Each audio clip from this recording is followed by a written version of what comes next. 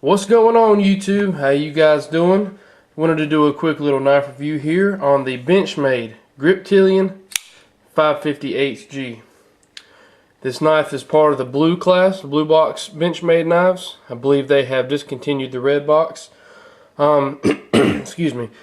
I got this knife in the plain edge version. This knife comes out of the box razor sharp. The blade steel on this knife is 154 cm. One of my very favorite steels. I absolutely love it. Holds an edge very well and it's relatively easy to sharpen. Let me give you a few specs on this knife. The blade length is 3.45 inches, and all my information is directly off the manufacturer's website. The overall length of the knife is 8.07 inches long, and the closed length is 4.62 inches long. This knife does utilize the Benchmade axis lock for locking mechanism. As I described in my Spyderco Sage 3 video, it's pretty much the same. This thing here works with the piston, and as you move it back, it releases from the tang of the blade and allows it to close. When it opens again, it pulls back, and when it fully locks in the open position, it slides forward. And you can see here the indent in the back of the blade where it locks in place. This knife does have full stainless steel liners, if you can see in there.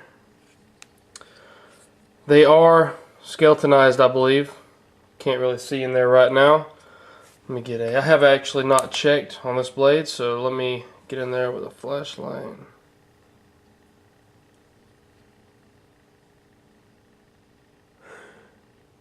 Yes, they are skeletonized. Pardon the weight there. Like I said, just like the Spyderco, this does utilize the axis lock. So once again, for you guys who like to flip your blades out, this knife does allow you to do that, and very beautifully so. Very easy mechanism to use. Absolutely love it. Very smooth opening and closing on this blade. It does use the classic opening hole like you see on a lot of Spydercos. It's a good fit for your thumb. You can get in there with the fat of your thumb, or you can get in there with your fingernail. I prefer the fingernail.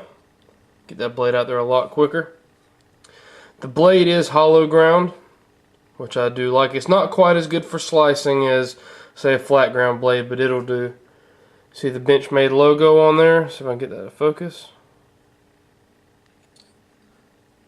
You can also see that this is a Mel Pardue design. Very great knife designer.